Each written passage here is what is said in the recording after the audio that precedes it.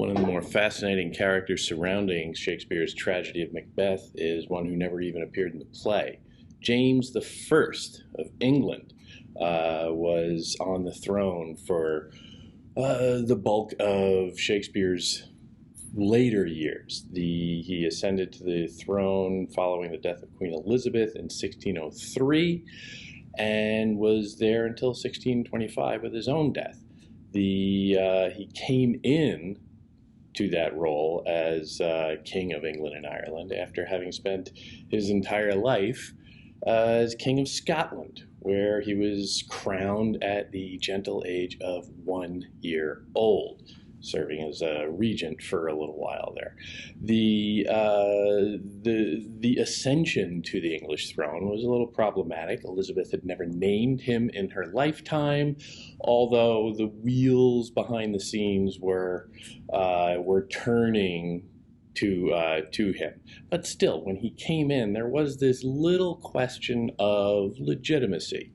And this was exacerbated by the fact that his mother was the former Queen Mary, who was on the throne before Elizabeth, Queen Elizabeth's sister, who famously retained her Catholic religion and started to turn England back to Catholicism after Henry VIII's breakaway, and led to some very bloody unsettled political life for several decades. So when James I came in, it was problematic. There was some question about his loyalty. He was himself baptized as a Catholic, but essentially raised as a Presbyterian, and gave some indications of his allegiance with Anglican Church as well. So that was just one more complication in there. So when he came into office, Shakespeare and everybody around him saw some opportunity. There was a new boss in town, so to speak, and he had some vulnerabilities of his own that could perhaps be not exploited, but that could be used as an entryway, as an entry point into his admiration. And sure enough, pretty soon, Shakespeare started to enjoy that.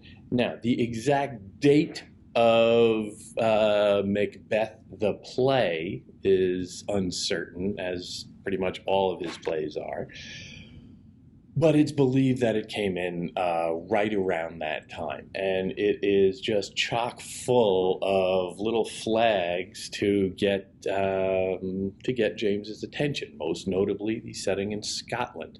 Shakespeare had written Scottish characters before, but never a play entirely based in Scotland.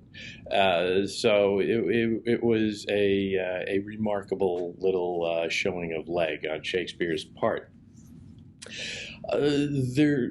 One of the more prominent and notorious elements of Shakespeare flagging attention from the monarch is the use of witches.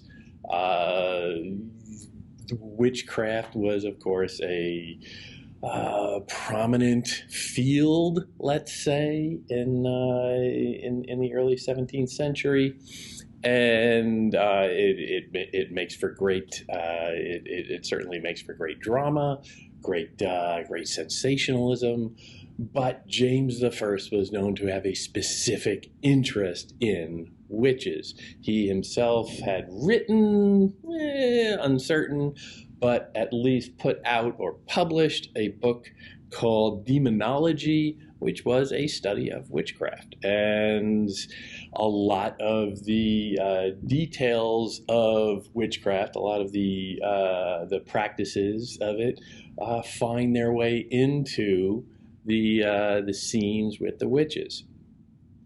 It has been reported, at least, that James himself personally supervised the torture of women in witch trials.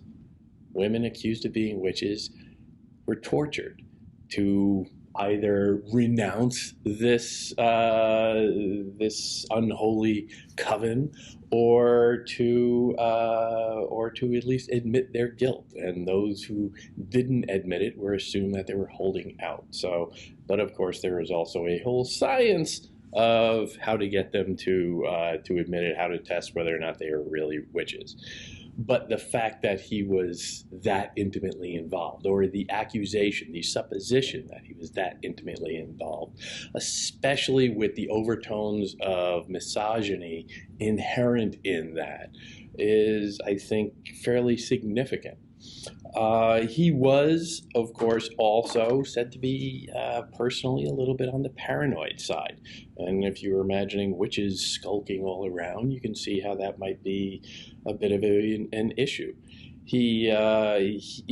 After 1605, he got noticeably even more so, supposedly, because that's when the infamous gunpowder plot was foiled, where people were a plot, effectively, a minor insurrection was looking to blow up the House of Lords in London with James inside it. So effectively taking out the entire aristocracy in one fell swoop. And after that was discovered, and the perpetrators, the plotters, were dealt with by their justice system, he apparently became even more paranoid. And you can see in the play this treatment of a leader who is paranoid, and it can be read as a bit of a warning to leaders to not become paranoid, to not go down that road of suspecting that everybody out there is somehow lurking in the shadows against you. Other connections: the character of Banquo supposedly had a real antecedent, an actual real person named Banquo, who served a King Macbeth in the early Middle Ages of Britain. All of this is very vague on the specifics for historians, but James tracked his descent from Banquo. So when you get the witches telling Banquo, "Thou shalt beget kings, though thou be none," that's significant, because that is a little nod to his royal line, which again plays to that question of legitimacy. He can claim that he is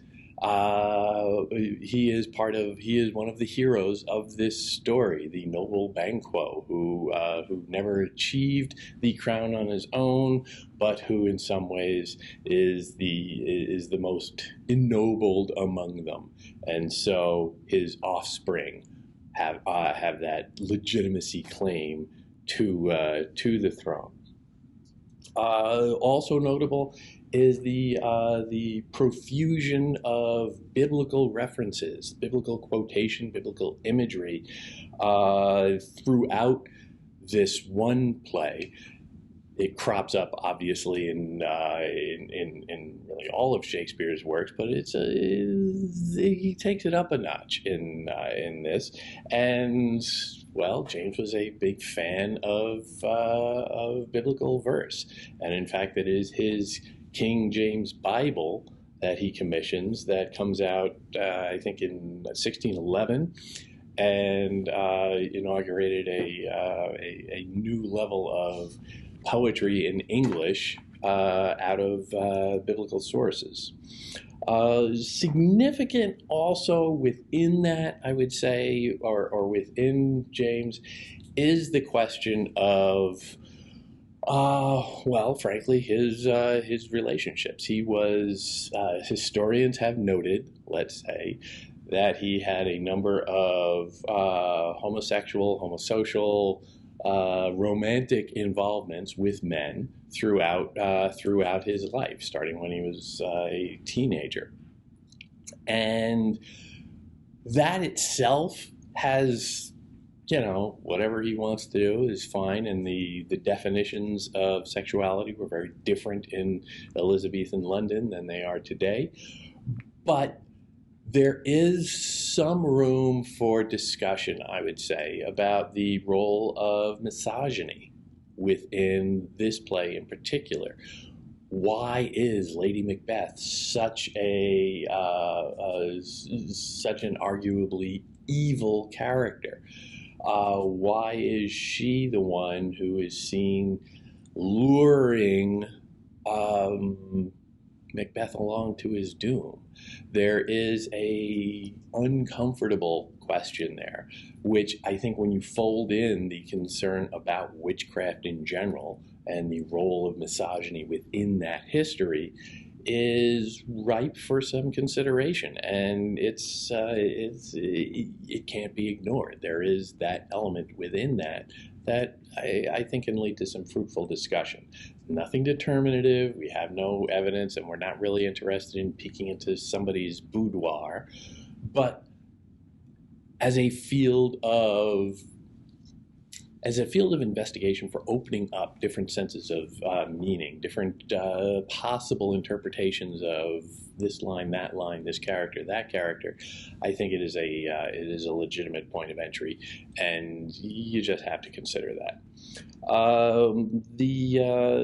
Overall, this points to a curious, I would say, exploration of James's character within relationship to the theater, whether it is a purely an exercise in flattering or waving for attention from the new monarch, or whether it is a kind of Mirror of Prince's warning about, well, okay, this is how you should conduct yourself as a new king. These are some of the warning signs. This is what you want to look out for. Is Shakespeare offering criticism? Is he offering advice? Is he just flattering and saying, this could never be you? All of this is open for debate, and all of this helps us get into the play in a more historically grounded way that can be a little bit easier for a lot of people to access versus getting into it on more abstract notions of character and plot and themes and stuff like that.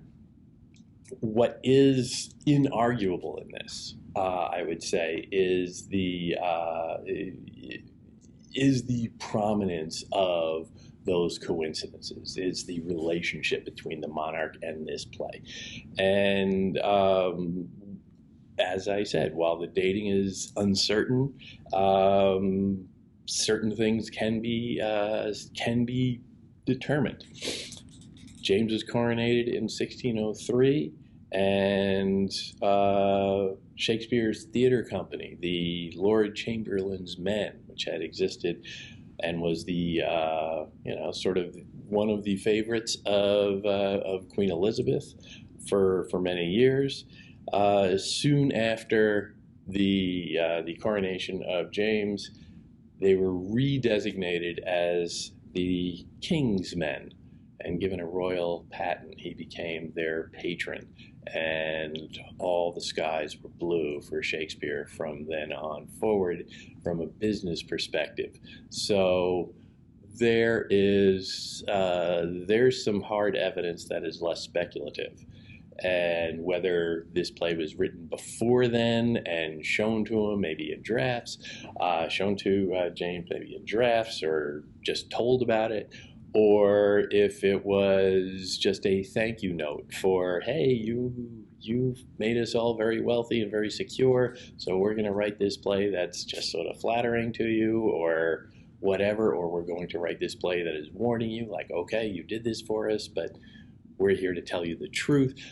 All of these questions are valid. All of these questions are legitimate and need to be taken into any honest account of this play. And that's why, again, I say James I is lurking behind every scene in this